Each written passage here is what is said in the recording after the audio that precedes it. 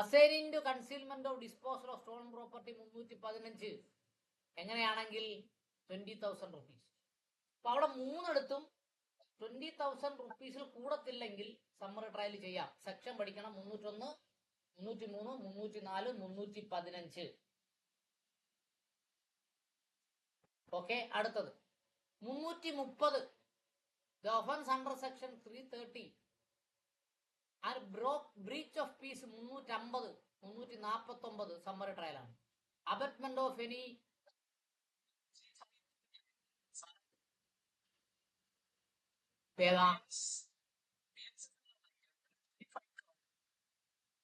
ഭാരതീയ ന്യായ സംഹിത 330, criminal intimidation 350, 349 ഭാരതീയ ന്യായ സംഹിത. ഇതിൽ വന്നാൽ എന്താണ്? സമ്മറി ട്രയലാണ്.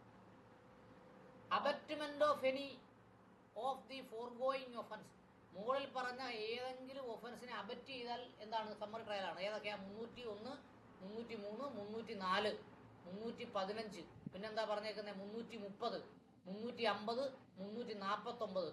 ഇത്ര ഒഫൻസിനെ അബറ്റ് ചെയ്താലും സമ്മറി ട്രയലാണ്. മനസ്സിലായോ?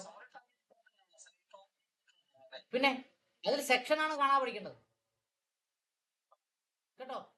അടുത്ത എന്താ പറഞ്ഞ? Any offence constituted in the interest of which complaint made under section 20 of the cattle trespass act.